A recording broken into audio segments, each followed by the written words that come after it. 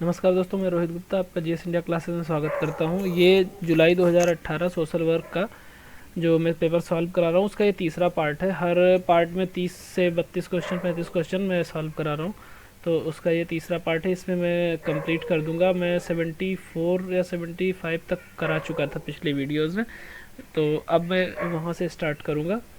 और बाकी आप लोगों से यही रिक्वेस्ट है, जिन्होंने अभी तक चैनल को सब्सक्राइब नहीं किया वो सब्सक्राइब कर लें, क्योंकि आप लोगों को टाइमली नोटिफिकेशन मिलता रहेगा अगर आप सब्सक्राइब किए रहेंगे। अब मैं इधर लगातार वीडियो अपलोड करता रहूँगा जैसे जैसे मुझे टाइम मिलता जाएगा। तो स्टार्ट करते हैं 74 से।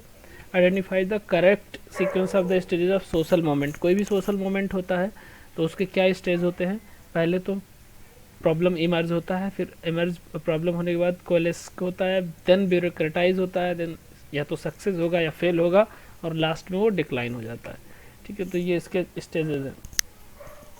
Identify the correct sequence regarding stages of group formation given by Klein. एक ग्रुप फॉर्मेशन का जो 5 स्टेज है वो टकमैन का है, जो forming, norming, forming, storming, norming, performing, एडजर्निंग करके है। ठीक है, लेकिन ये क्लेन का है। तो इसमें देखिए फाइनली होता क्या है, ग्रुप फॉर्मेशन चाहे जहाँ होगा तो लगभग चीज़ें वही होंगी, बस थोड़ा थोड़ा सा डिफरेंट होगा। तो सबसे पहले हम लोग ओरिएंटेशन करते हैं। ओरिएंटेशन करेंगे तो फिर कुछ रेजिस्टेंस होगा, कुछ लोग जो है उसका विरोध करेंगे, फिर उसमें कुछ नेगोशिएट करेंगे, फिर आपस में बातचीत होगी, देन टर्मिनेट होगा। तो वही थर्ड हो जाएगा, orientation, resistance, negotiation, intimacy and termination. Identify the correct sequence among the following steps given by Kest Assman and Hull regarding use of strength perspective in micro practice। तो इनके according first है पहले idea, then muster support, then identify assets, specify goals, implement the plan, neutralise opposition and evaluate progress. ठीक है, तो ये step हो गए। और choose the correct sequence of the year of enhancement enactment of the following labour legislation in chronological order. अब ये इसको ऑर्डर में एक अरेंज करना है।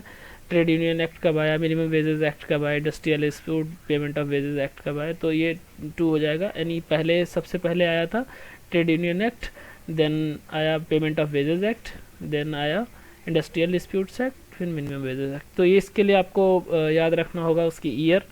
तो मैं इसको क्वेश्चन अभी करा रहा हूँ, तो इसलिए बहुत ज़्यादा डिस्क्राइब करने में नहीं फंस रहा हूँ। कोशिश करूँ कि क्वेश्चन कंप्लीट हो जाए। एक बार आप क्वेश्चन देखे रहेंगे तो थोड़ा जल्दी आपको सॉल्व करने में आसानी होगी। Arrange the following popular social movements in sequence of their genesis year. Nirbhaya movement, Chipko movement, Narmada बचाओ आंदोलन, जन लोकपाल।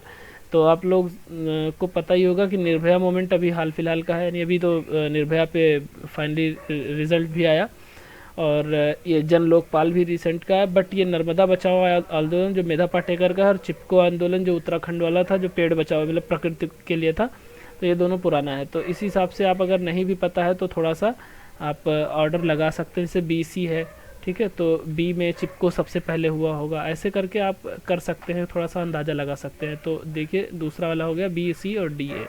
ठीक है, तो इस हिसाब से आप अरेंज कर सकते हैं। Sequence the following steps of community organisation process. Community organisation का प्रोसेस जो है वो क्या है देखते हैं।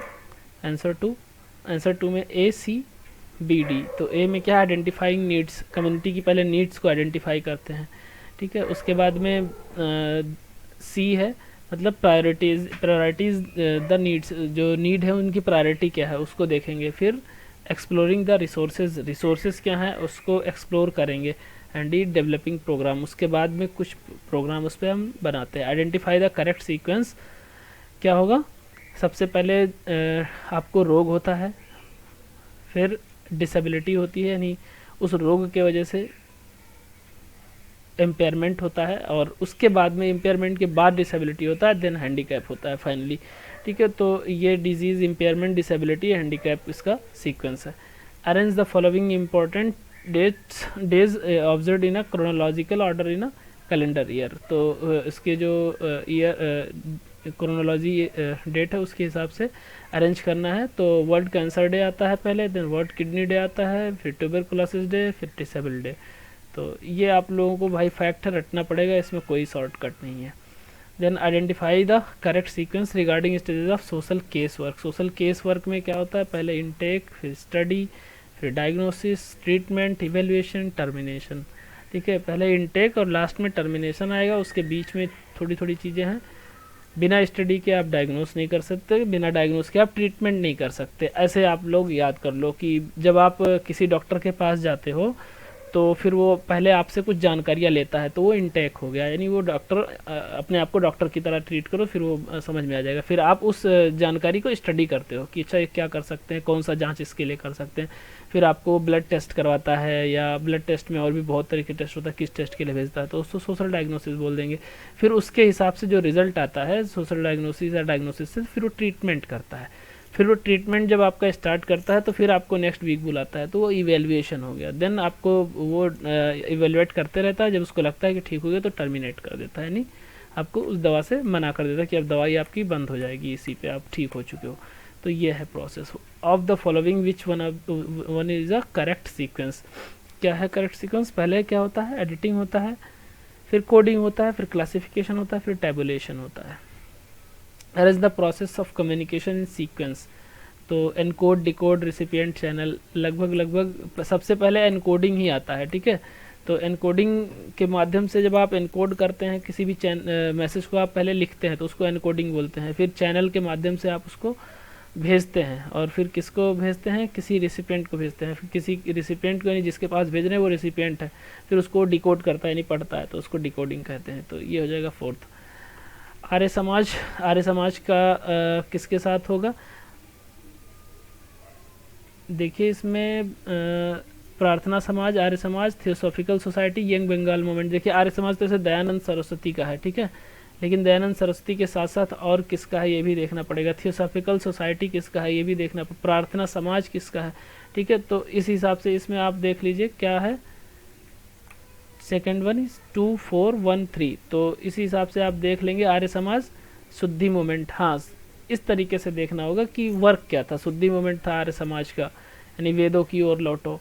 और प्रार्थना समाज, प्रार्थना समाज का क्या हो जाएगा, 4 आत्माराम पांडुरंग। एक आत्माराम पांडुरंग उनका नाम था, उनका एक और भी नाम था, याद नहीं आ रहा, देख लेना। और थियोसॉफिकल सोसाइटी, थियोसॉफिकल सोसाइटी का हो जाएगा हेनरी विवियन डेरेजियो। और यंग बंगाल मूवमेंट ब्लावर्सकी। ठीक है, तो इस तरीके से आप मैच कर लीजिए। फिर psychodynamic theory, behavioural theory, person centred theory, cognitive behaviour theory, ये क्या क्या है ये आप इससे यहाँ से देख लीजिए। उसके बाद में मैं पीडीएफ जो शेयर करूँगा उससे नोट डाउन करके ठीक से पढ़ लेना, एक एक थ्योरी को पढ़ लेना। ठीक है, तो फोर्थ का 3412, 3412 मतलब साइकोडायनामिक का 3 helping individual to understand better their inner thoughts. ठीक है, फिर बिहेवियर थ्योरी का 2 हो जाएगा। इस हिसाब से आप इसको पढ़ लेना, काफ़ी ये इम्पॉर्टेंट है, क्योंकि अगर आप सोशल वर्क में किसी भी फील्ड में, अगर स्पेशली मेडिकल सोशल वर्क में जा रहे हैं तो बहुत ही इंपॉर्टेंट है। उसके बाद है focus of social work perspective, focus on several levels of investigation, focus on person environment context of practice situation, focus on the dynamic interplay of biological and social system, focus on the problems and effects of discrimination, ecosystem, eco से आपको पता चल गया ecosystem क्या होता है।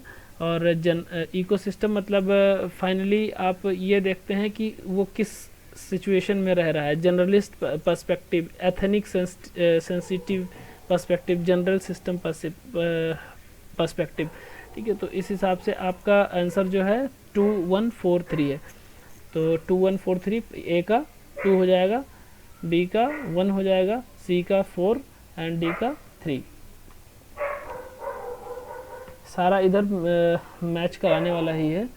Resident eight wife place, अगर आप वाइफ के प्लेस पे रहते हैं तो मैट्रियार्कल सोसाइटी बोलते हैं, और जब हस्बैंड के प्लेस पे वाइफ रहती है तो उसको पैट्रियार्कल बोलते हैं। पैट्रीलोकल, मैट्रीलोकल मतलब वाइफ की साइड पर रहना। ठीक है, इस हिसाब से नेटिव प्लेस में सन्स ऑफ सॉइल्स, और रिफ्यूजी मतलब जब आप resident different place because they are forced to leave their native, अपने नेटिव प्लेस को छोड़ देते हैं तो उसको रिफ्यूजीज बोलते हैं। तो इजीली इसको मैच कर लेना। Then social distance scale, white collar crime, white collar crime, ये जितना भी क्राइम हो रहा है आजकल, जैसे जिसको बोलते हैं फिशिंग, फिशिंग मतलब आपके फ्लिपकार्ट पे स्पेलिंग चेंज करके आ जाता है, फिर आपको 5,000 का 10,000 का मोबाइल 3,000 का दिखाएगा, आप ख़रीद लेते हो, फिर डिलीवर नहीं होता है, तो ये सारा चीज़ वाइट कलर क्राइम हो जाता है। डोमिनेंट कास्ट वो कास्ट जो किसी पे ऊपर डिपेंड करता है, मतलब किसी डोमिनेंट करता है, ये किसने दिया है, ठीक है, तो ये वो आपको मैच करना है। इसमें हो जाएगा, इसका आंसर है 1 मतलब 2143। तो देखिए सोशल डिस्टेंस का ES बोगार्डस, और white collar crime Sutherland, dominant caste MN Srinivas, and little community Robert. तो ये रटने वाली चीज़ है, आपको रटना पड़ेगा। एंड 90 एक्टिविटीज़ और concepts mobilising grass roots organisation changing basic, ये भी आप लोगों को सर्वोदय आप हमेशा ध्यान रखना, वो गांधी जी का है और ये ग्रॉस रूट ऑर्गेनाइजेशंस से रिलेटेड ही होता है। तो इसमें इसका आंसर हो जाएगा 2, यानी 2 1 3 4 मैच कर लेना। Primary socialization, secondary socialization, anticipatory socialization, resocialization. Primary socialization आप लोग फैमिली को जानते ही हैं, ठीक है, तो उसके बारे में डिटेल में दिया हुआ है। आंसर इसका 2 हो जाएगा, 1 3 2 4, ठीक है, 1 3 2 4। फिर है स्कीम दिया हुआ है और फोकस दिया हुआ है, NSFDC, PMMSK, सौभाग्य और PMAY। तो सौभाग्य का तो फुल फॉर्म पता होगा मैक्सिमम, सहज सौभाग्य सहज बिजली हर घर योजना, आई थिंक यही है, ठीक है। तो ये इलेक्ट्रिसिटी से रिलेटेड है। ऐसे बाकी और चीज़ें हैं, आप मैच कर लीजिए। 1 3 4 2 एंड थेरीज है और proponent, conflict theory, functional theory, linear evolution theory, multi linear evolution theory. तो इसका आंसर है 1 4 3 1 2, यानी ए का 4 कार्ल मार्क्स कॉन्फ्लिक्ट थ्योरी।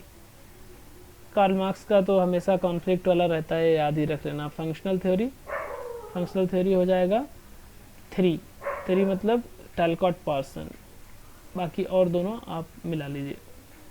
94 बाउले, पियाजेट, एरिक्सन एंड बंडूरा, इनकी थ्योरी क्या है, 3 से मिला लीजिए। ए एंड डी इसमें पूछ रहा है कौन करेक्टली मैच कर रहा है, तो करेक्टली मैच कर रहा है ए एंड डी, मतलब बाउली का अटैचमेंट थ्योरी और बंडूरा का social learning theory. Rehabilitation council of India act कब आया, person with disability, equal opportunities, protection of right, full participation, national trust of the welfare, person with autism, cerebral palsy, mental retardation and multiple disabilities act, national policy for person with disabilities. तो इसका हो जाएगा कौन कौन match कर रहा है, 2 1 4 3, यानी ए का 2 1 फिर 4 3। एंड इसके बाद में फिर से पैसेज है, तो पैसेज आप खुद से करना होगा, और